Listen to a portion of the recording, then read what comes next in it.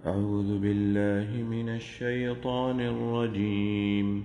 والذين هم للزكاة فاعلون والذين هم لفروج بسم الله الرحمن الرحيم الحمد لله رب العالمين والصلاة والسلام على أشرف الأنبياء والمرسلين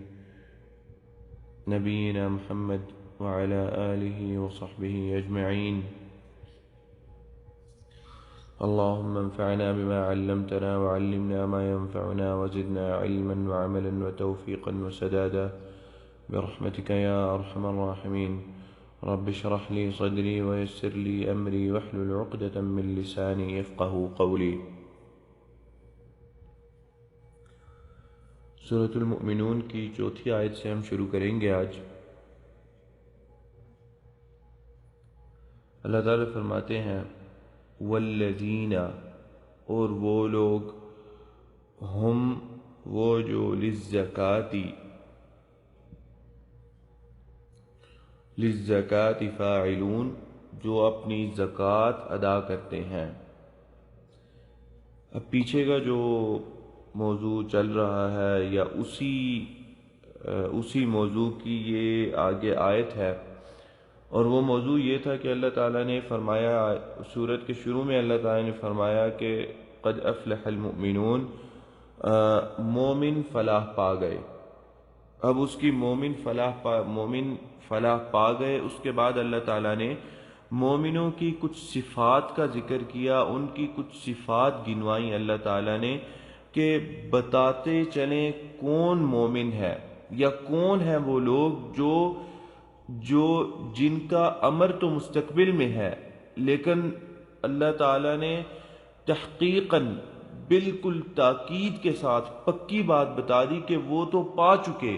ماضی کا صیغہ استعمال کر کے، جیسے کہ وہ کام ہو گیا. یعنی اتنی پکی فلاح ہے کہ جو مستقبل میں ہونے والی ہے، لیکن وہ پکی اتنی ہے کہ اللہ کہہ رہے ہیں کہ بس ہو گیا. ماضی کا صیغہ اللہ نے استعمال کر لیا. تو ان کی اللہ تعالیٰ صفات بیان کر رہے ہیں. پہلی اللہ تعالیٰ نے صفت بیان کی کہ وہ نماز پڑھتے ہیں اور نماز میں خاشع ہوتے ہیں، یعنی نماز کے اندر ان کا دھیان نماز کے علاوہ کہیں ادھر ادھر نہیں جاتا. اور دوسری صفت ان کی اللہ نے بیان کی جو عن اللغو معرضون، جو بری باتوں سے اور لہو لعب سے اعراض کرتے ہیں، منہ پھیرتے ہیں. اب یہ تیسری چیز یا تیسری صفت اللہ تعالیٰ بیان کر رہے ہیں ان لوگوں کی، انہی مومنین کی اللہ تعالیٰ مومن جو ہیں جن کا ذکر اللہ تعالیٰ نے کیا، انہی کی اللہ تعالیٰ تیسری صفت بیان کر رہے ہیں. اللہ تعالیٰ کہتے ہیں کہ وہ زکوٰۃ کو ادا کرتے ہیں، للزکاة فاعلون، زکوٰۃ کو ادا کرتے ہیں. یہاں پہ کچھ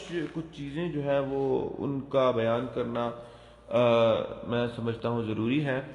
زکوٰۃ کا لغوی معنی کیا ہے؟ زکوٰۃ کن معنوں میں استعمال ہوتا ہے زکوٰۃ کا لفظ؟ زکوٰۃ کے لفظ کے متعدد معانی ہیں، جن میں سے جو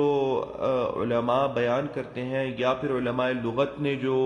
الفاظ بیان کیے ہیں، وہ زکوٰۃ کے نشو و نما کا لفظ علماء نے استعمال کیا ہے، بالیدگی اور پھر پاکیزگی، یہ معانی ہے زکوٰۃ کے، یا جو لفظ زکوٰۃ ہے اس کے اندر یہ سارے معنی پائے جاتے ہیں.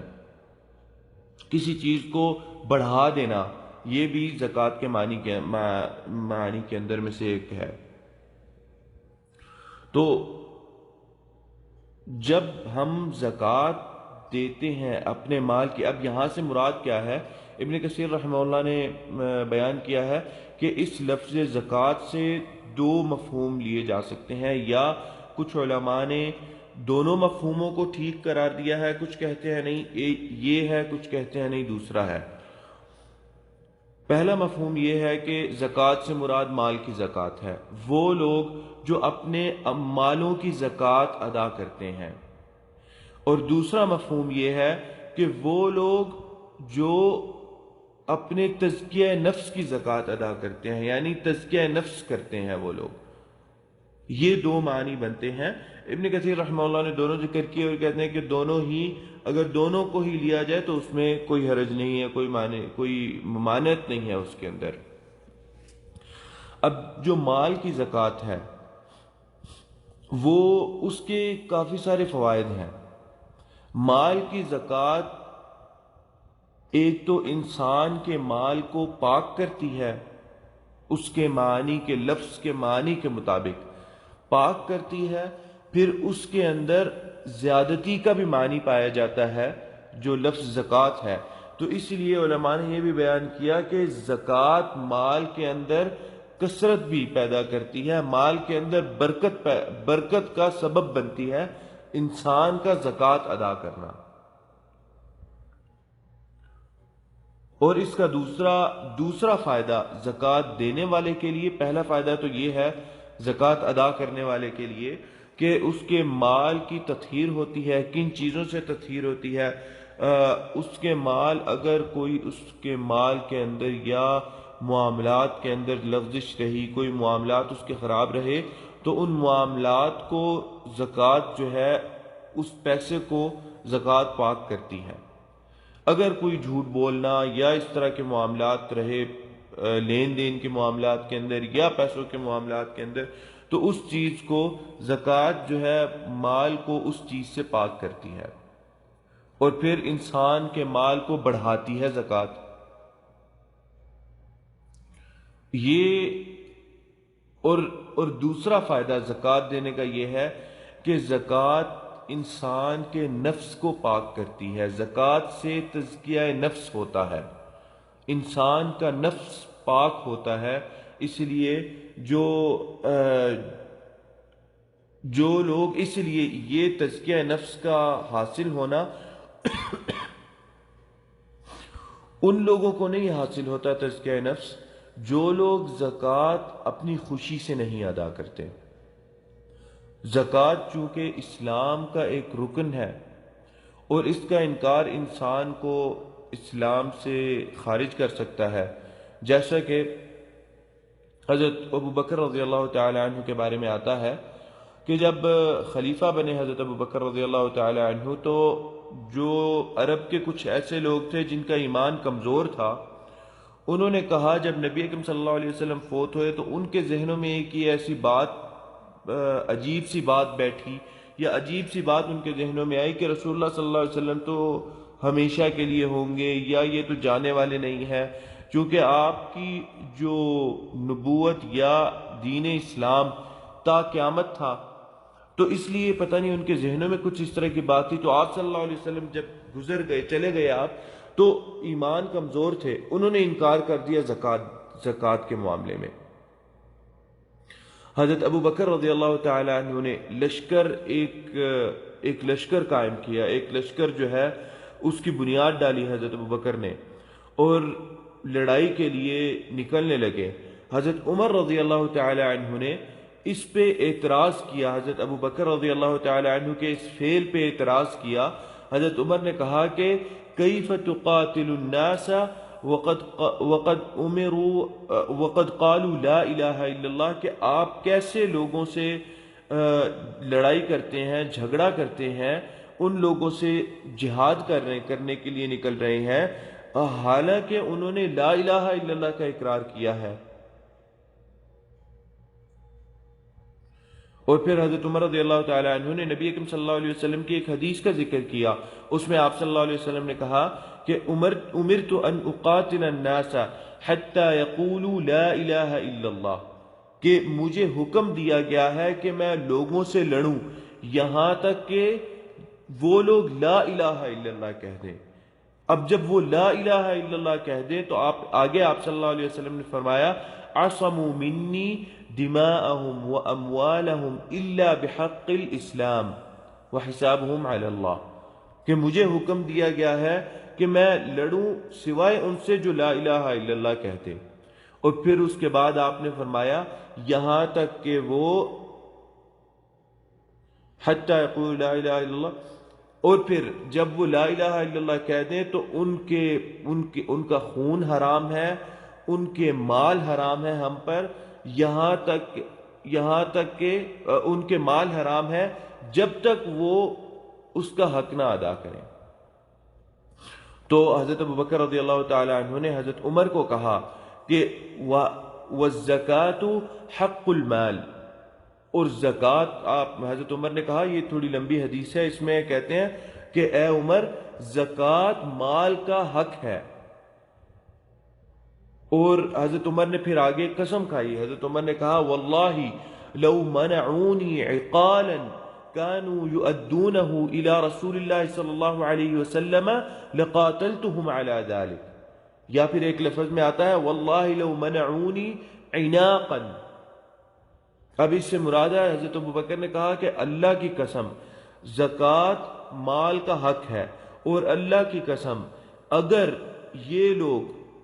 اس چیز سے بھی منع کریں یا انکار کریں وہ چیز بھی دینے سے جو رسول اللہ صلی اللہ علیہ وسلم کو دیتے تھے، اگرچہ وہ ایک دھاگا ہی تھا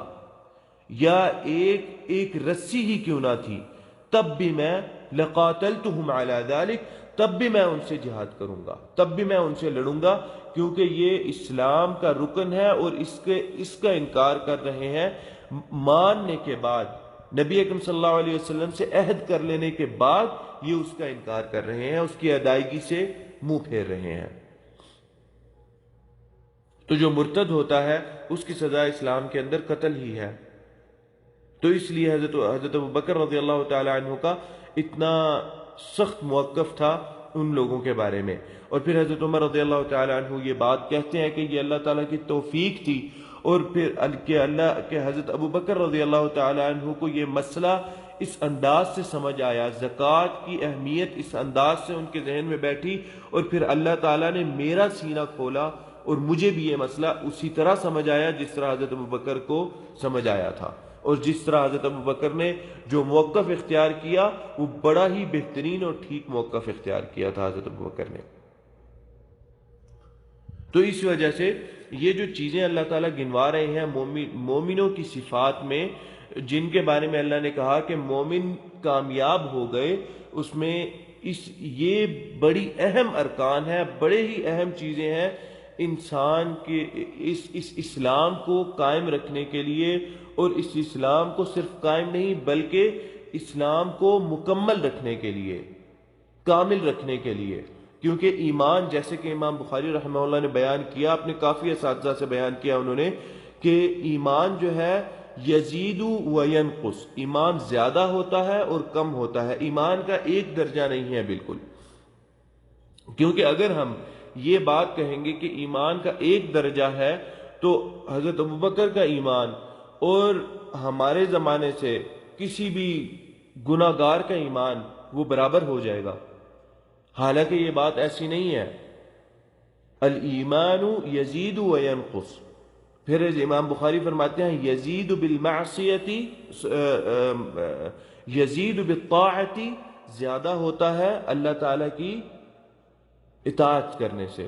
وینقص بالمعصیہ، اور ایمان کم ہوتا ہے معصیت سے. اس لیے یہ تمام چیزیں یا یہ صفات جو بیان کر رہے ہیں اللہ تعالیٰ مومنوں کی، یہ ایمان کے کامل ہونے کی، جب کامل ہوتا ہے ایمان تب انسان مومن کہلایا جاتا ہے، اور تب وہ اس شخص کے لیے فلاح بالکل پکی ہے، مؤکد ہے. اور یہ تو جو میں نے فائدے بتائے زکوٰۃ کے دینے والے کے لیے کہ اس کے مال میں بڑھوتی ہوتی ہے اور مال میں تطہیر ہوتی ہے، مال پاک کر دیتے ہیں اللہ تعالیٰ. اور دوسرا فائدہ زکوٰۃ دینے والے کا یہ ہے کہ تزکیہ نفس ہوتا ہے، انسان کا نفس پاک انسان کے نفس کے اندر جو گناہ یا جو شہوات کی طرف جانے والا مادہ ہوتا ہے وہ کم ہوتا ہے، زکوٰۃ اس کو کم کر دیتی ہے. اور دوسرا معاشرے کو فائدہ ہوتا ہے، معاشرے کو فائدہ پہنچتا ہے زکوٰۃ کی ادائیگی سے، اور وہ اس طرح ہے کہ بیواؤں اور غریبوں اور محتاجوں کی مدد ہو جاتی ہے۔ اور دوسری چیز یہ ہے کہ معاشرے کو جو زکوٰۃ فائدہ دیتی ہے وہ یہ فائدہ ہے، اور وہ بہت بڑا فائدہ ہے، کہ طبقاتی نظام جو ہے وہ ختم ہو جاتا ہے، اس کی زکوٰۃ ایک طرح سے نفی کرتی ہے۔ امراء سے پیسہ غریبوں کو جاتا ہے، غریبوں کے دل میں امراء کے لیے ایک اچھائی کا احساس پیدا ہوتا ہے، اور پھر اسی چیز سے غریب اور امراء ان کے درمیان ایک تو برابری کی سوچ پیدا ہوتی ہے، اور دوسرا ان کے درمیان تعلقات بہترین ہوتے ہیں۔ جیسا کہ عام طور پہ سمجھا جاتا ہے کہ امراء کے اندر ایک خاص قسم کا فخر یا ایک خاص قسم کی چیز ہوتی ہے کہ اچھا ہم نے فلانے کے ساتھ نہیں اٹھنا بیٹھنا، فلانے، وہ چیز زکوٰۃ ختم کرتی ہے۔ جب انسان خود نکل کے اپنے ہاتھ سے غریبوں کو دے، وہ یہ اس نظام کو، جو طبقاتی نظام ہے، اس کو زکوٰۃ ختم کرتی ہے۔ اور جو لفظ فاعلون ہے، اس کے اندر جو لغت کے اندر معنی ہے وہ استقلال کا اور مستقل ہو جانے کا معنی ہے، یعنی مستقل طور پہ وہ زکوٰۃ ادا کرتے ہیں۔ ایسے نہیں کہ اچھا ایک سال دل کیا ادا کر دی، ایک سال نہیں دل کیا، اچھا جی نہیں دل کر رہا نہیں ادا کی، ایسی بات بالکل نہیں۔